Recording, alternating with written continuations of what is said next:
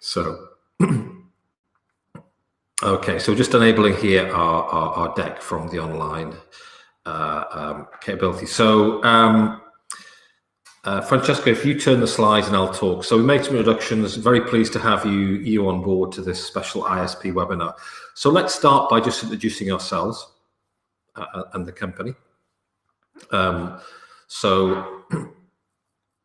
established for some years now, coming out of a desktop business, managing desktops and the user experience around desktops, which is what brought us into the building, in the first instance, firewalls, and then into online management of service levels and content.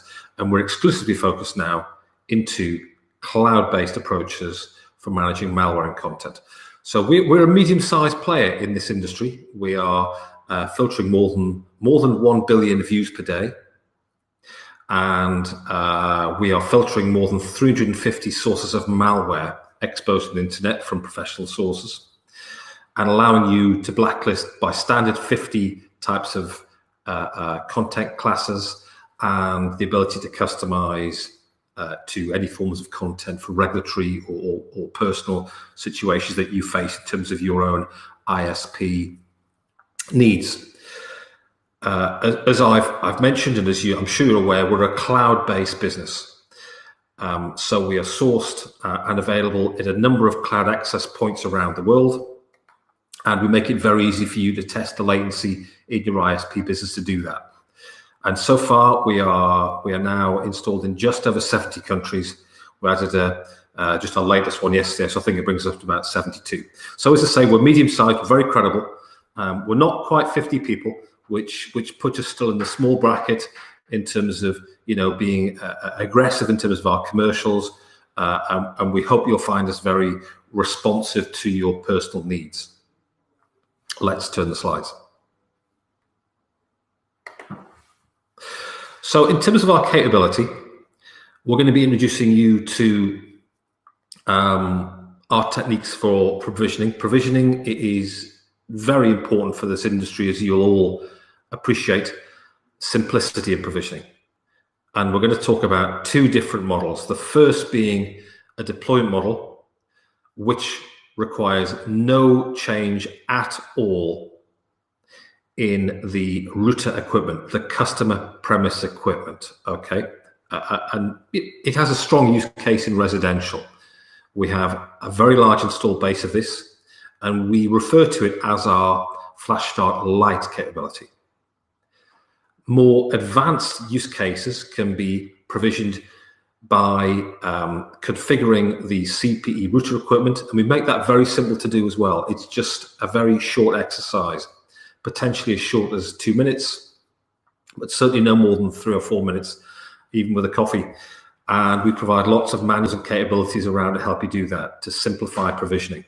It's an important part of the capability. This is all underwritten by excellent pricing, significantly better pricing than is available to ISPs from any other supplier around the world. That's very consistent feedback. It's for us to claim and you please to measure. We make it very easy for you to get quotations, and I'll talk about that shortly. I mentioned latency, and I'll guide you towards how we're able to achieve low latency, and the levels of reliability in our business are truly telco grade. This is a redundant network with redundant access points built on a global Anycast network capability around the world. And we are supporting both public IPs and NATed deployment capabilities as well. And you see mention here of a SUP interface for more advanced ISP applications. But the capability we offer is sold to quite a good number of ISPs around the world, and we've just got some logos on the right-hand side here. So, some of the larger logos like Tigo have more than 1 million subscribers being provisioned from our cloud, to more niche capabilities, typically ranging from about 500 subscribers through to about 10,000. That's quite a sweet spot. ISPs, wireless ISPs, and you see some of the logos around here in parts of Africa, Asia, Europe represented, and some manufacturers such as Teldat as well, who are servicing the ISP capabilities particularly closely. Let's move on. Just one word here. Everything we talk about today is exclusively and only sold through the channel, whether it be through an ISP or through a dealer. We do not sell anything directly. So that's pretty unique in our industry, we believe. But you can be confident that as you explore your customer relationships, if they were to come to us to ask to buy it directly, they simply can't do that. Okay, it's our model. Indirect channel business. Consider when we receive some leads from direct customer, we always join the lead to a qualified partner, ISP or distributor from that specific area. So a quick word on the problems we solve, your customers' problems.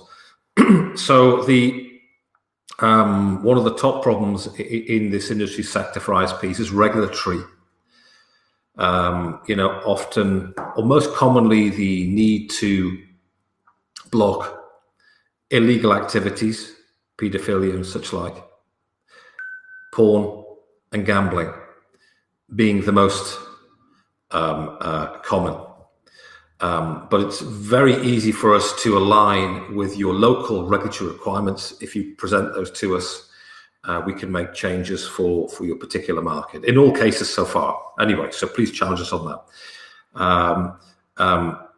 We regularly help our channel partners and ISPs address problems such as distraction at work, internet addiction, we refer it to, especially distractions through gambling, and helping businesses to fulfill their obligations to create a safe working environment.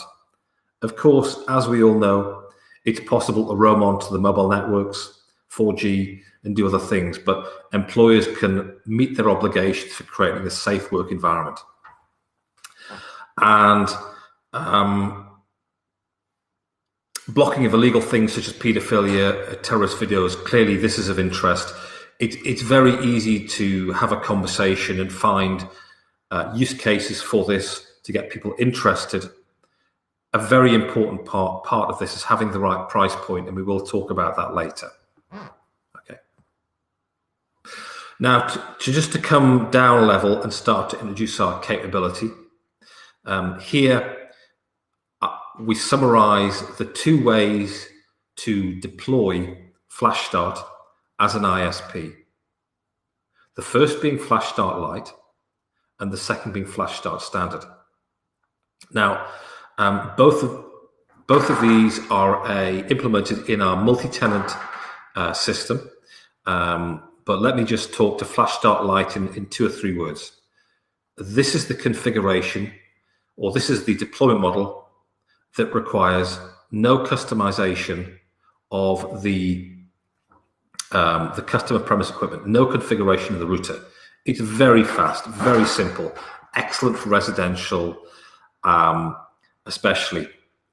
So in this model, you as an ISP are able to configure a number of content options, and we're going to demo a setup today with, for example, 3: high, medium, low. The ability to filter out malware that's coming out of the internet, and the ability to apply safe search protection. So leveraging the investment of Google, Microsoft Bing in terms of categorization and making content safe. And that can't be switched off. It's not enabled in the device, it's enabled in the network. Then Flash Start Standard. So this is where there is a short piece of configuration required in the customer premise equipment. It's a use case much more appropriate to enterprise businesses, where in addition to content malware filtering, there is the policy. There is the possibility for customized policy customization, advanced subscriber reporting, and that the flash start service running in a full multi-tenant environment can be changed and can be adapted by the end customer as well as by the provider. Which also, let me touch upon, there are different ways to implement this as an ISP depending on the model you wish to build between yourself and your customers. Okay, so that's a little separate conversation we can have separate from this webinar about the way you want to use this, but the capabilities are very flexible for how to have your end user subscribers and yourself managing this as a service. There is a question, just to clarify. Flashstart Cloud rely on DNS resolution, so it's not possible to allow or to block, for example, some YouTube video or some Facebook videos. To implement this, you should run a local proxy server.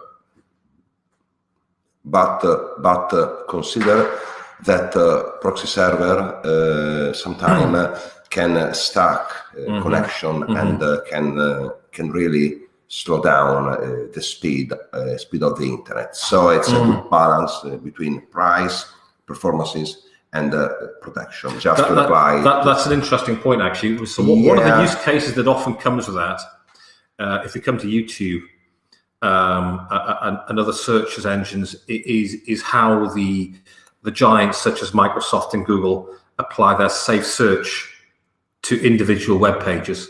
Yeah. So by applying safe search, you do have a page-based filter, but you can't customize that, okay, without deploying the proxy server.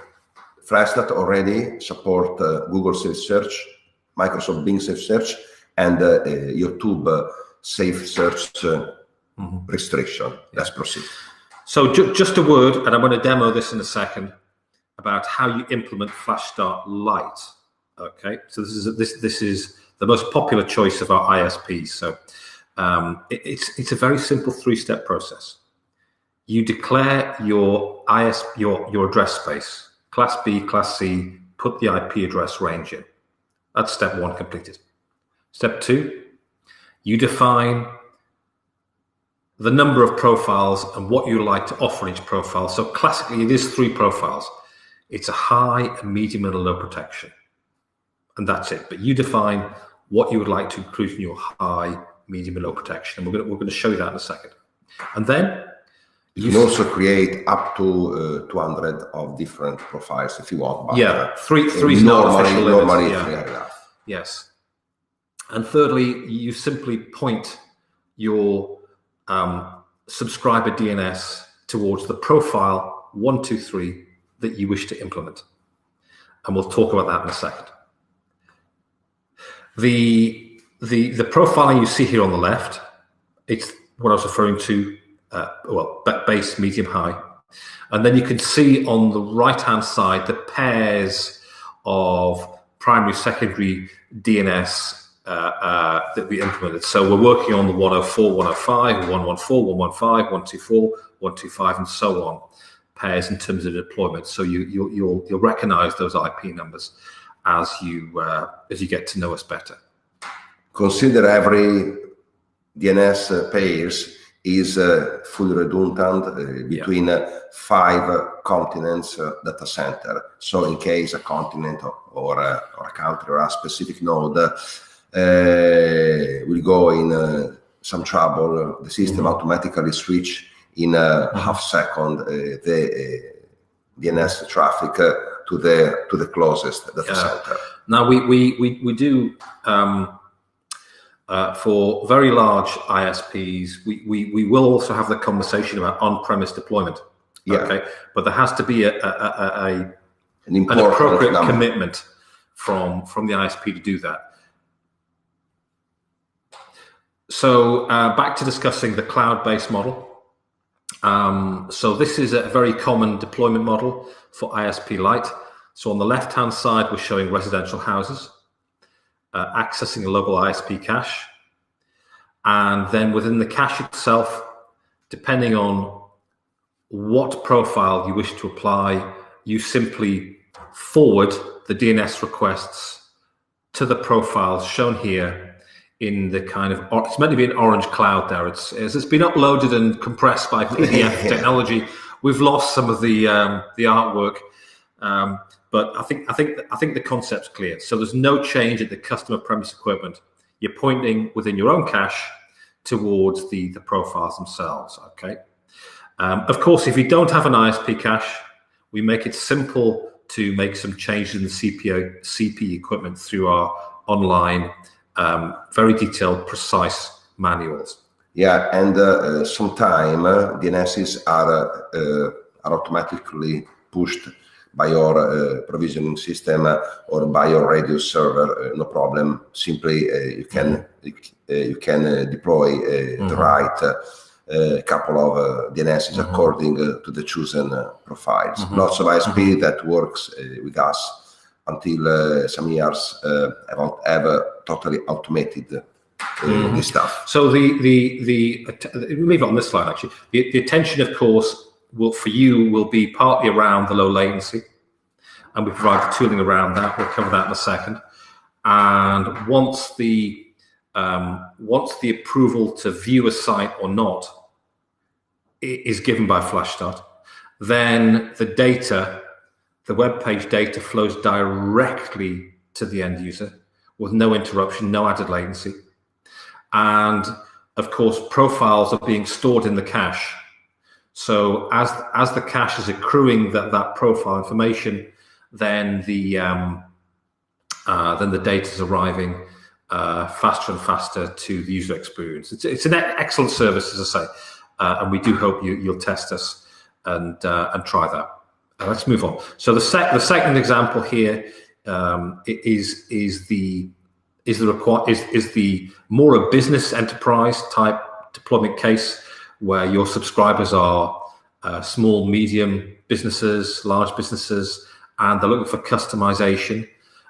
Here, I'm showing 5 different profiles, which are typically shared across a range of customers. And as you'll see, the dashboard for operating this is built to allow you to manage large numbers of end user subscribers. Coming from our background as an end user provider, managed services, we were very used to operating trouble tickets for large numbers of subscribers. So that capability lends itself very well to implementing the FlashStart service we offer today. Yeah. So let's actually now log into FlashStart and show you how it works. Do you want to try this? Yeah, it's a pleasure. And right now, you'll be able to see an ISP first configuration from scratch. Let's go. Let's go line. Let me share the screen. So Francesco's gonna share the screen here. So we're just going through the process to get the screen share set up. So just apologies if there's a slight delay while we get the plugins loaded. It won't take a second though. And we're now arriving in the dashboard. In the login page. Okay, we're going to go through the actual login here, so you can see the full process. And we invite you to make a free, some free trials of this, and satisfy yourself about the technology. 30 days free trial. Can you see the screen? Could we please receive some feedbacks in the chat? Can you see the screen? It's readable. Let's verify. Yes, Laura. Okay, thank you. Yes, okay, fantastic. Thank you for the feedbacks.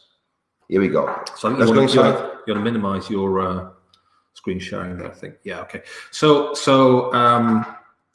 despite the fact that spring, we've got some light snow here in northern Italy, so we're showing it. So we're just going to log in with your own trial username and password. And so we're arriving into the dashboard. So the first thing you see is a management dashboard, actually. On the left-hand side, we have different information you can access as you're configuring, asking for support, looking at pricing, getting information resources, free trials, these kind of things. And on the center, they're not populated for this demo. We have information on active trials. You see active licenses in here. But for this, for the purposes of today, we're going to go up to the filter, which is the orange box on the left-hand side.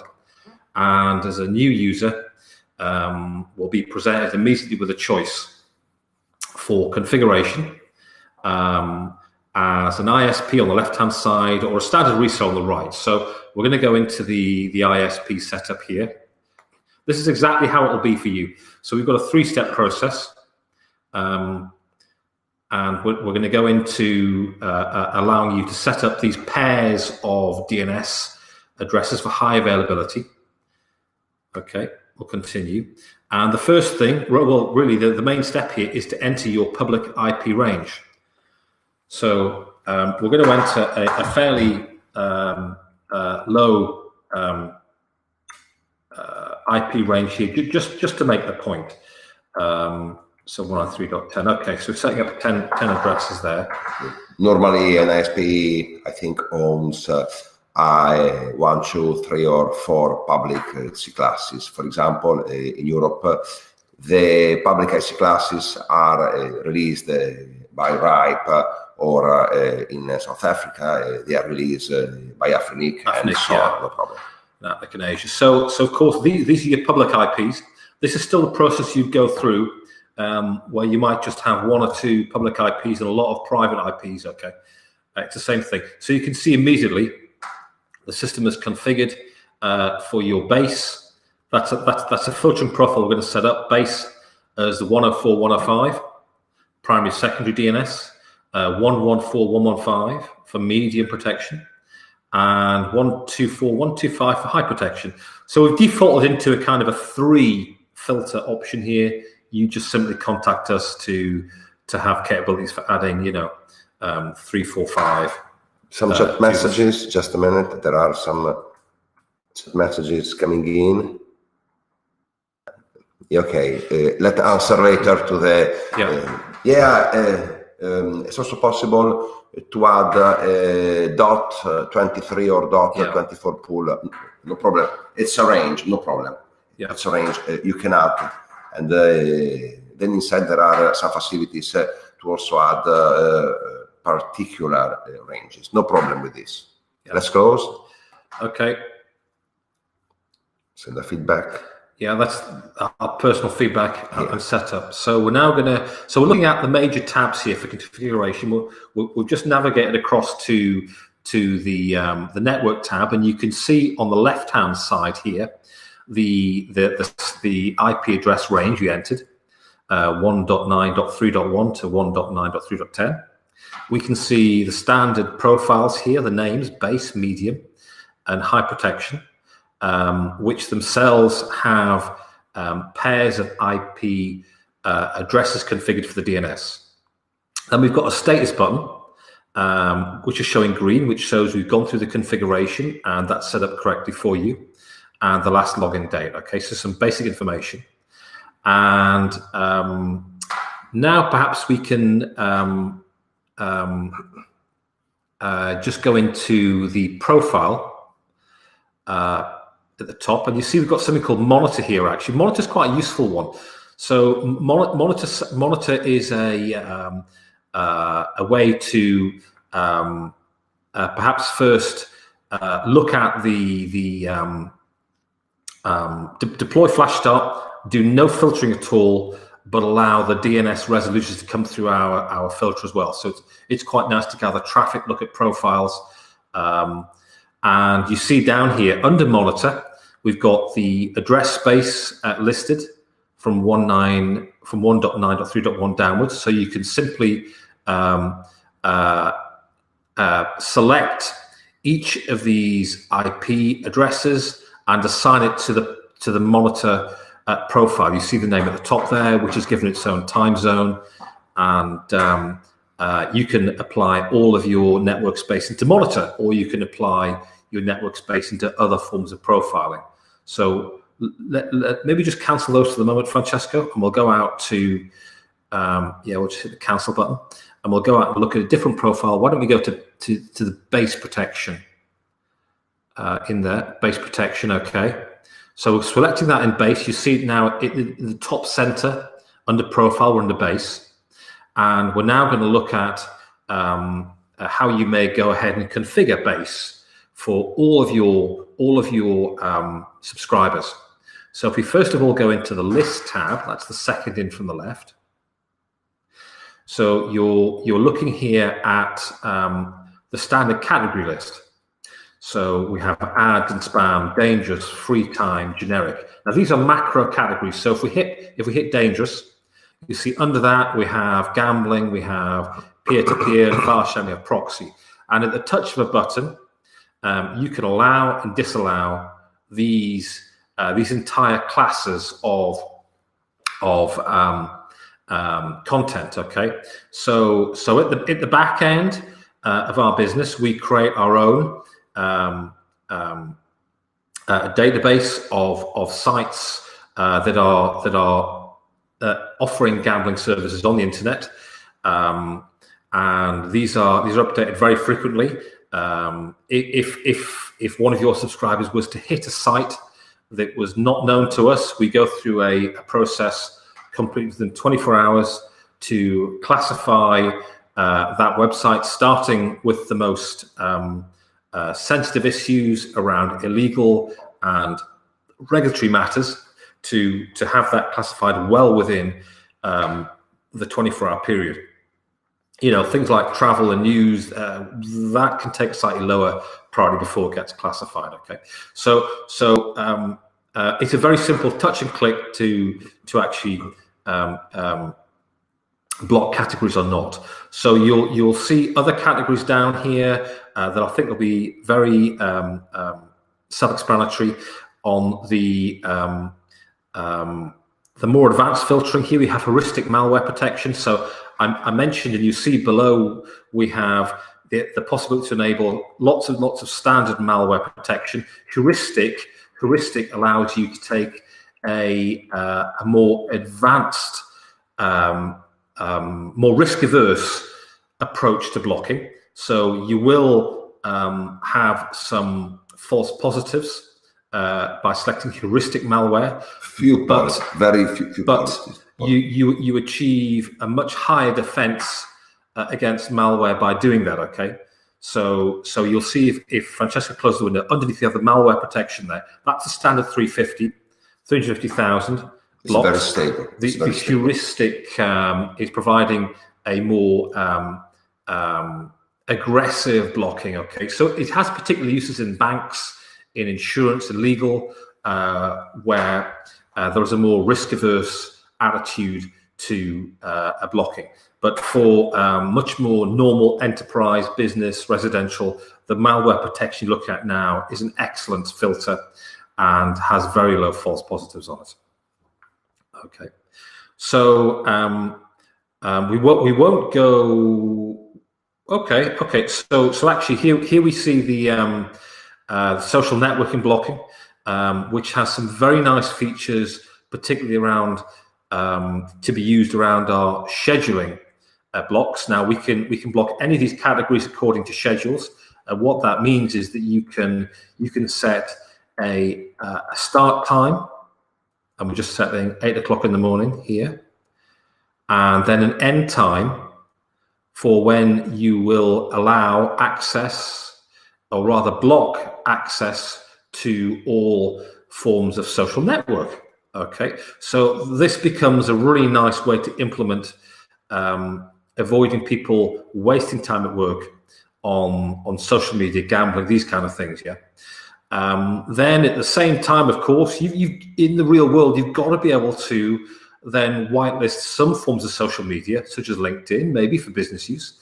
And the tool allows you to mix and match blocking of entire categories of whitelisting and adding your own blacklists, whether it be for regulatory or particular needs to manage. But as an ISP, often you want to have an effective tool that's reliable, easy to provision, enable entire classes of blocking in different categories, base, medium, high, and provide it to your customer base, either as a free regulatory service or as a chargeable service perhaps for more advanced users and different use cases depending on where in the world you are. So I think just in terms of time, perhaps we should just move on to the next page, going to geo blocking. Just a moment just a second to highlight the enabling or disabling the Google and Bing safe search protection. It's very easy to implement. It's simply easy to touch a button, to confirm or to disable safe search. It depends on your customer and it depends on your profile, but you are free to set up as you want. Yeah. So the next part of the setup, again, for base protection, it's all these things are common to however you defined your profiles, would be to select which countries, the websites of which countries you're going to permit people to talk to or not. So for many use cases, everything should just be left as allow. You'll see that the fifth or sixth one down this list is something called IP not defined. So that's where the associated IP address of the website has not been declared, and this is highly associated with anonymous proxies. So it's good to block that kind of stuff, as a general practice. In some parts of the world, there is an interest, and for some use cases, the possibility to block satellite connections, which are often hijacked for rogue applications, and maybe to block out other countries as well. So all things are possible here in terms of geo-blocking. My colleagues told me that there are some very interesting questions. A few minutes, we proceed to answer to everyone, no problem. Just a few minutes of patience. Yeah. And again, if we just open one of these triangles, you can see we have all the countries listed here. So these are just rolled up macro categories to allow easy administration. Let's go to reporting. So access to reports is provided for yourselves. 6 months of data is stored here, and in a form that is compliant with leading privacy policies. So the leading privacy policy in the world today is probably the European GDPR. We're not going to run a seminar on that today, but it's an advanced privacy standard which we're compliant with. So wherever in the world you are, that's good to know. But here we can see for the base protection, and we're now looking across an installed base. We can see here what's been blocked in a particular time period. So that's top middle, just being highlighted now. You can set the dates there, and then we can see underneath that, we can see details of the number of blocks in a tabular format. And by clicking on the arrow there, Francesco's just opened up the details of what has been accessed, the individual URLs that have been accessed with volumes according to the time dates. Okay, so there's some nice data there. Okay, for example, pornography. I think everyone is more than 18 years old, because I'm opening the pornography blocking in detail. Just to make an exercise together. So of course, if you're running an enterprise application here, it's likely that many end enterprises are going to say, well, I want to be able to come and look at this stuff and report on it. They can do that because this is a multi-tenant dashboard, and you too can, of course, edit this depending on the operational model you choose to have with your customer base. When your subscribers access this, they will not get access to your private information, and they will not get access to anyone else's information. As we say, this is a well-constructed, respectful privacy dashboard. Consider that blacklist selection, geo-blocking, and reporting section can be managed by selecting other profiles. So, for example, if we switch to the high protection, the blacklist selection will be surely more aggressive. Let's verify together list. Yeah. So we see that. So the high protection has been set up with blocking on much more categories than we were looking at for the base there. Yeah. And then as we go to the reports, have we got dummy data in for high protection here? Yeah, we have. Yes, yeah. So just a word. So you can see lots of different categories for reporting here. Without going into any kind of demo, I'm conscious of time. You can create automatic reports with multiple categories for blocks, for what's been allowed, looking at what malware sites have been blocked. That's a really important one. When we do trials, some people find malware sites blocked, that it generates a lot of interest and concern, especially as they can see we're blocking things like ransomware and data crypting attacks on the site. So let's go on with the questions and slides. Lots of stuff to do. Okay, so we're coming out of the demo there. Back into the slides. I'm just going to check my time here now. Okay. So some question. Here we go. Oh, some question. Here we are. So okay. So do you provide the DOS protection also? Can you share some insight in this? We have a sort of DDoS protection for DNS resolution. We aren't a firewall, we aren't a proxy, but our system is prevents DDoS attack because we rate limit and our network is closed to only authenticated people. So DDoS theoretically. So yeah, let me add to that as well. So the deployment of all of our cloud access points is behind the appropriate technology for self-protecting us as a service provider against DDoS attacks. Yeah.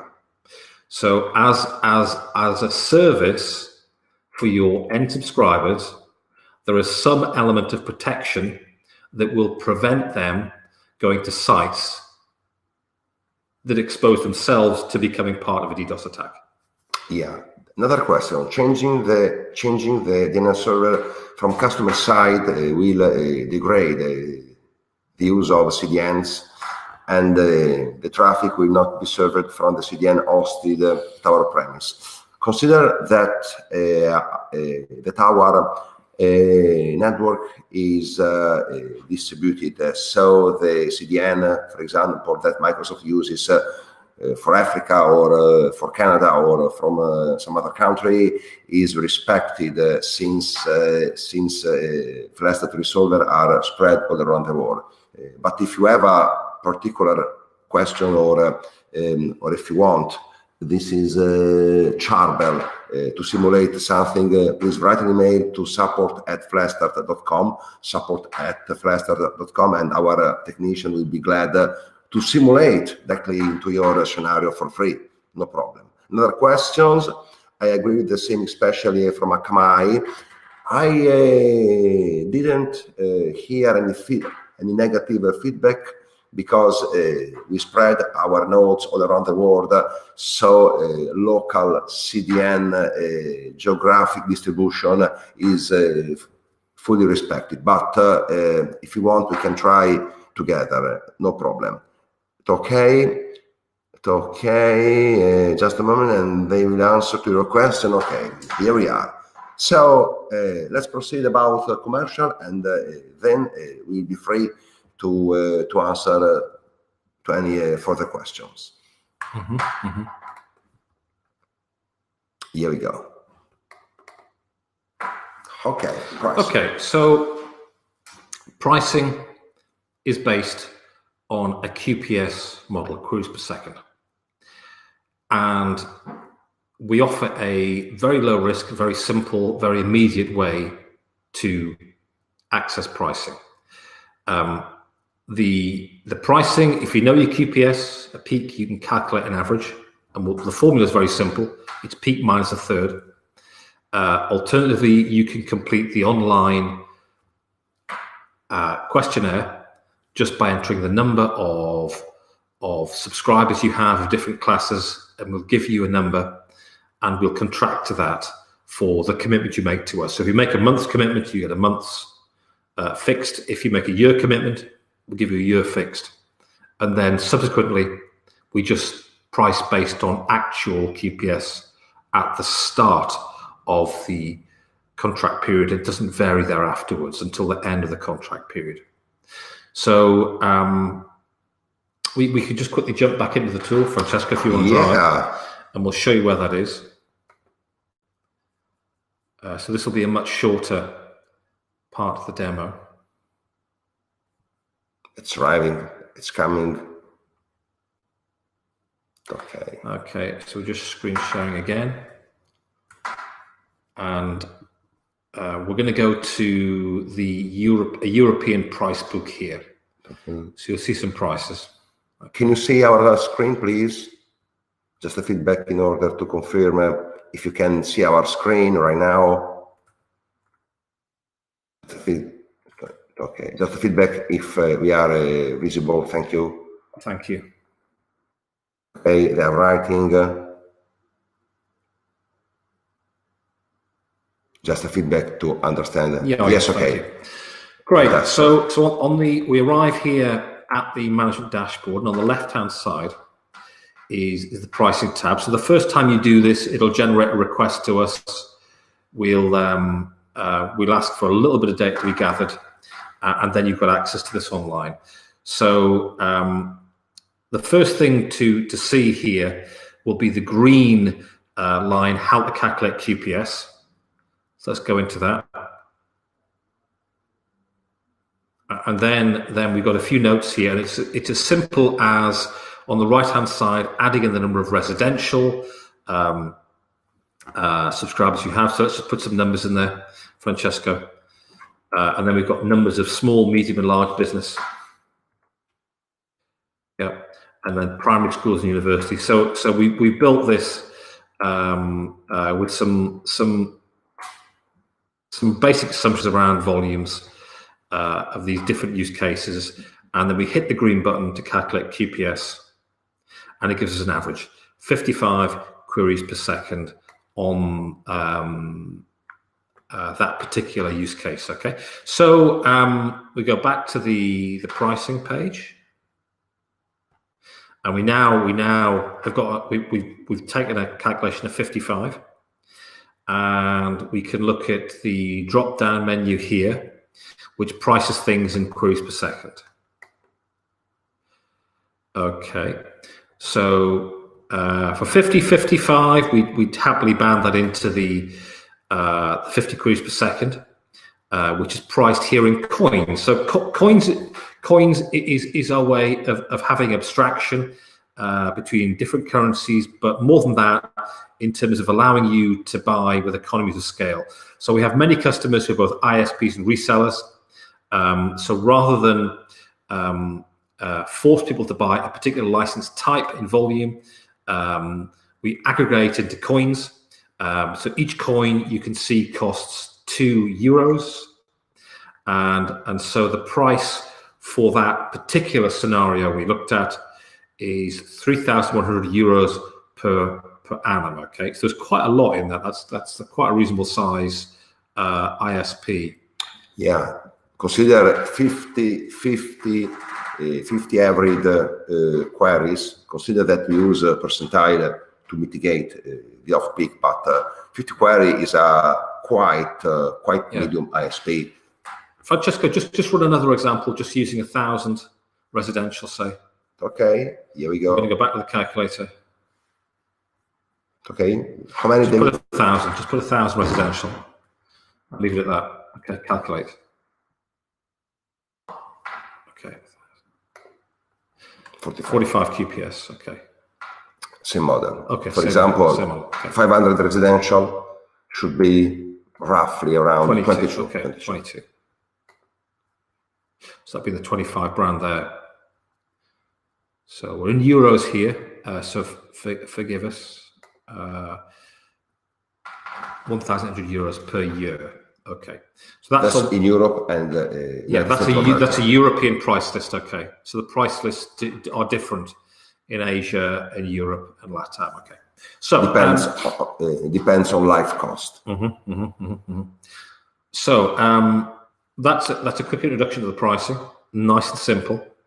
You can see the different QPS models here, and as you say, once you've estimated, we will guarantee the commercials for the period of the contract, whether it's 1 month or 12 months. You can also sign for a single month and decide to renew every month. No setup costs, and it's very flexible for you. And if you have some doubts around your customers' behavior around QPS, it's possible to monitor for 1 week, 2 weeks, as you want, by pointing your DNSs to Flestart, and then the system will measure together with you the actual number of percentile average QPS. It's mitigated. Consider it's mitigated. So we consider the roughly the 2/3 of your peaks. So it's very mitigated. It's a very cheap price. That's the most expensive. Europe and the United States of America. It depends. It relies on the average life cost of the country and of the continents. So let's come out of the demo. So I'll just say a word about white labeling. So we do offer a white labeling option. That comes as a partial white label for your brand being displayed when there's a block page, and we offer a full white label, which is total branding in your logo. The partial branding we offer as a free possibility for ISPs, and the full white label branding we do expect a level of investment on a 12-month contract that we can discuss for your particular scenario. Okay, it's not a fee actually. It's a minimum commitment in terms of the licenses you'll go ahead with and deploy. Okay, so back into the slides. Just a couple of slides to finish off. Yeah.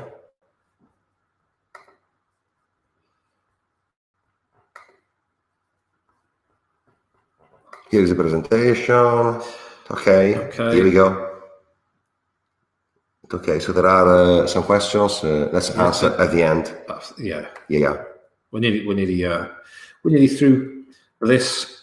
Okay, so we've covered that. We'll move on. So a word on SOAP. So for more advanced deployment models where you may have your own ISP dashboard, we provide access to the Flashstart service through a SOAP interface. So we can talk about the capabilities in that separately. We're not going to go into detail here, but that's an important capabilities for ISPs. And the next slide, I think, is the GPDR, which I touched on already. So this is privacy. The leading standard, we believe, in the world today for this is the European GDPR standard. And most privacy standards, if you meet GDPR, you will align with. Okay, so we can also discuss requirements around that for your particular use cases. Right. So if you'd be so kind, we're going to invite you to complete a survey now, and that's just 3 simple questions. If you'd be so kind as to complete the survey, so we can take some feedback on how appropriate this has been, your sense of